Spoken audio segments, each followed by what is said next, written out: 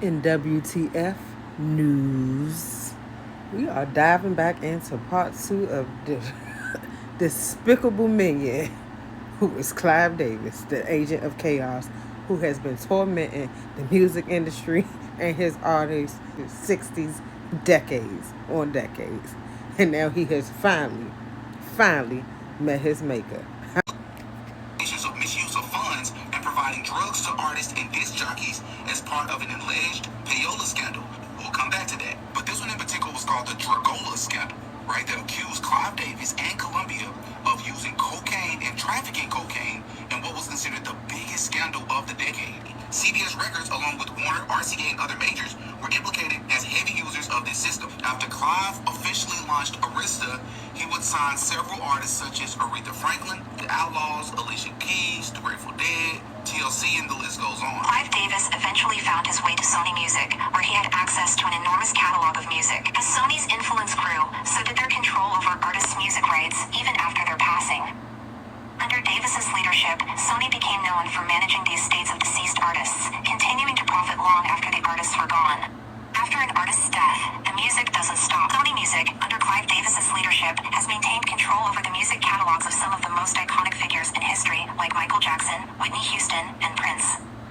These catalogs continue to generate millions in revenue through re-releases, licensing, and posthumous... Back into talking about a recap. You can watch my first video.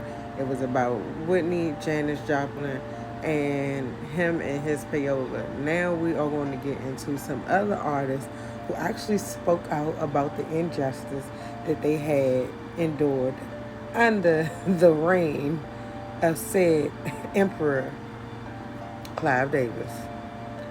Now, after Janis Joplin met her demise, artist Phyllis Hyman actually spoke up as well, and that's who she also met her demise from a drug overdose. So as you can see, artists has been speaking out and been going on her for decades. Never be afraid, because I was so terrorized by him. Whether he meant to do it or not, I'll never know. But he sure taught me that if you try to terrorize me again, well, I can't say that on public radio. What I may do to someone who tries to hurt me again in this business, I'm not having it. I should be respected as I respect, and I will not have someone try to ruin my spirit and ruin my career.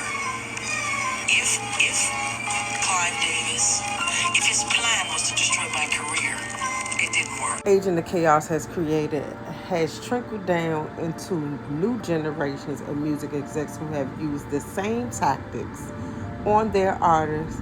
Need we say one of his many boy toys, Bopper, Diddler, you want to call him, who also was funded and actually ran under Clive Davis's reign. So, again, we're going to dive into some of the artists who actually spoke out about how they were treated under Mr. Clive Davis's management, under his record label, under his management system, because let's not forget, he was a lawyer, so he knew all the tricks in the trade. Has made money off of each one of these artists posthumous after they had passed. And I mean, has made millions. And the system continues to get paid off of these artists after they meet their demise. What the get to Whitney and modern day artists he has affected. We're going to go back to Mr. Blame It on the Rain, my favorite group, Milli Vanilli, and one of the artists who also met his demise under Clive Davis's, and he also spoke out about it before. I will describe it like this: you get something, but for that you make a pact with the devil. It was all along. Clive Davis knew. Mr. Clive Davis knew. He promised us to help to persuade Frank to sing on the record. He promised us. He gave us the word. And you see what he did now. Yeah. Honestly, for me, it's now for me, it's a very sensitive situation now because I upset a lot of people now in the business. I upset big people, I upset powerful people, I upset greedy people. I upset people who don't care about humans. I upset people who don't care about what's with Rob and Fab.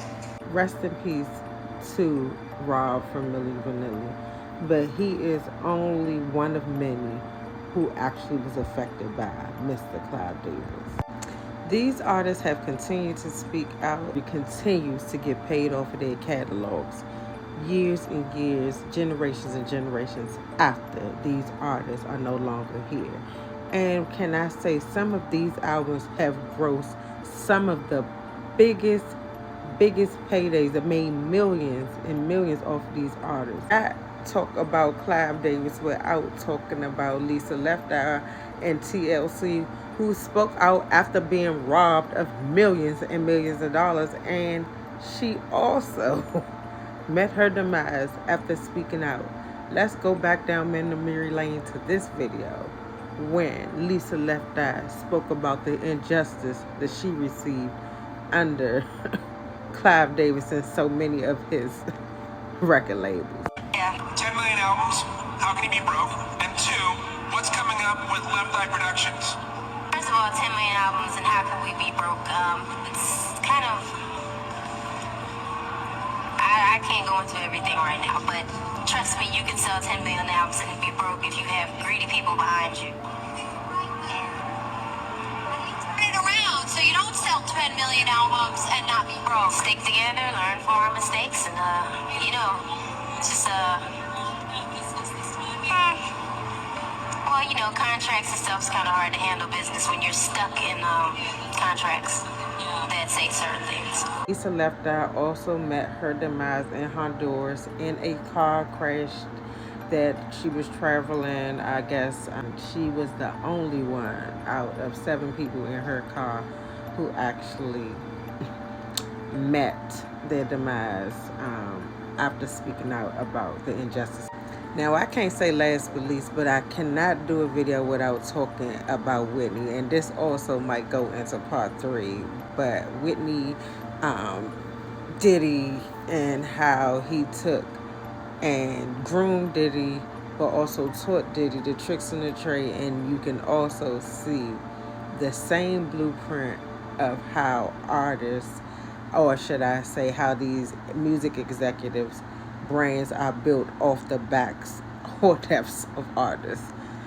At this point, I think I need to make this a docu-series, but come back for part 3, because part 3 is where we really get to the nitty-gritty of talking about what he done to artists, Whitney, Prince, and when he met Diddy and so many others after the fact who started to speak up.